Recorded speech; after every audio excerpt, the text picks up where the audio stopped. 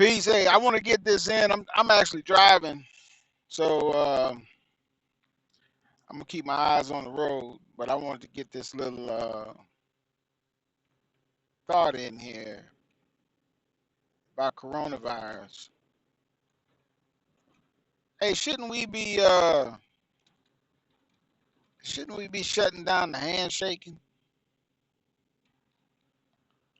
Like, can we all just agree to lay off on the handshaking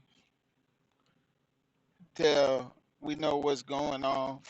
I mean, I know it's not a pandemic yet, but do we have to wait for it to get to be a pandemic before we start taking precautions?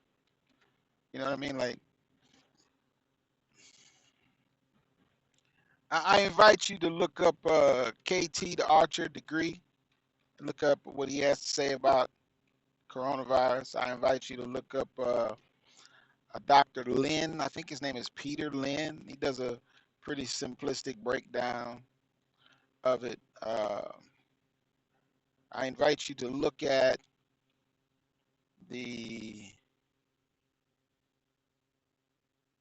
to look at the information that's out there on the characteristics of this particular strain of coronavirus. Has similar characteristics as HIV and Ebola in how it gets into your cells. And the fact that there's information on this particular virus which is either lacking or it's being held back. So, it's really one or the other. It's like Zika. You know, at first it was, oh, if you get Zika and you get over it, you're okay. But then they come back and they say, if you get Zika, uh, if you get Zika, then when you get older, it increases your chances of having Alzheimer dementia. Like we needed an increased chance or opportunity for Alzheimer dementia already. Um, anyway, Dr. Lynn said, "Don't touch your face," and I mean that's almost impossible for me, man. I'm constantly touching my face. I'm constantly, rubbing my nose with my wrist or uh, my hands or scratching my eye or my face. So I don't know. I think we just need to have maybe some different ways of dealing with things uh, because we just don't know how serious this is. We don't know how bad this virus truly is. And one of the things that kind of gives me pause is the stock market dropping so drastically because of the effects of or worries about this virus.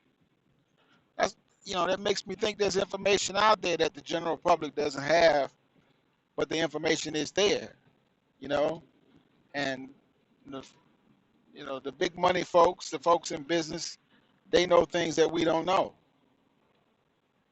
So let me say a couple of things about food stores uh, and uh, money and water. It's good to store a lot of water, but it's even better to store a way to purify water.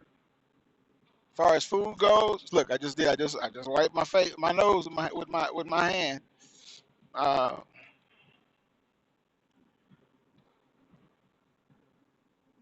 3 months, at least 3 months of dry goods. Dry goods, canned goods, things that don't spoil. Uh, you need to have that. You need to have that for your family. Uh, I asked a young lady that yesterday in Lowe's because she was ear hustling me talking to one of my partners on the phone, and I asked her. I said, "Do you have that?" And she looked at me like you know, no. Like, okay, all right, you know, hard head maker. You know, it's too easy, man. It's too easy to buy some beans and some rice and some canned goods, especially if you buy a little at a time. If you can't afford to buy 3 months at one time, that's cool. You know what I mean? Buy about $40 worth, $50 worth, and then next week, buy $10 more, $20 more, and stack it up. I have had as much as a year's worth of food. Uh, I don't right now because where my family had the problem with it was really the rotation. You need to rotate it and eat it down, you know, move it around kind of thing. We weren't doing a good job of that. But I apologize for sun being in my face and everything. But I just really kind of wanted to get this in. Now, as far as money goes, having a certain amount of cash is a necessity because uh, these cards to swipe during Hurricane Katrina and Rita, I saw where those cards, man, they were of no use. And where I live, when Walmart first started letting people in, now we're talking about Walmart. Anybody in the United States knows what Walmart is. Walmart was letting two people in the store at a time, and you had to have cash. The little bank that I was dealing with at that time, they were closed for 2 weeks. 2 weeks.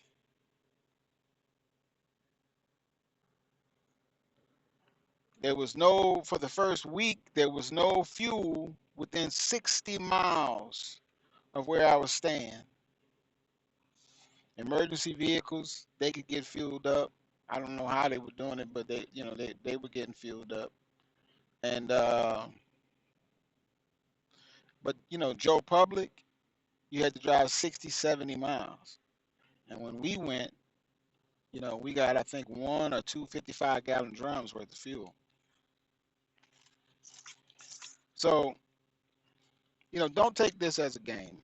You know, don't think that hey, everything is going to be all right. There's no way this could happen. There's no way. Listen, it's already happening. The question is, how bad will it be? But is it bad and is it happening? Yes, it's already happening. So, you know, think about your family and take the precautions. Start taking precautions now because it's a lot easier to do something about it ahead of time than to fix it after the fact. When you don't have anything, when you realize you only got a week's worth of food in the crib, and you walk into Walmart like I did after Hurricane Rita, which I mean we weren't in a situation where we weren't going to have food to eat, but there was nothing. I mean, well, that's an exaggeration. It wasn't that there was nothing in the store, but it was a very, very poor selection, and it took some creativity to figure out what it is that you're gonna grab and put forward. So, look, love y'all for free. Um,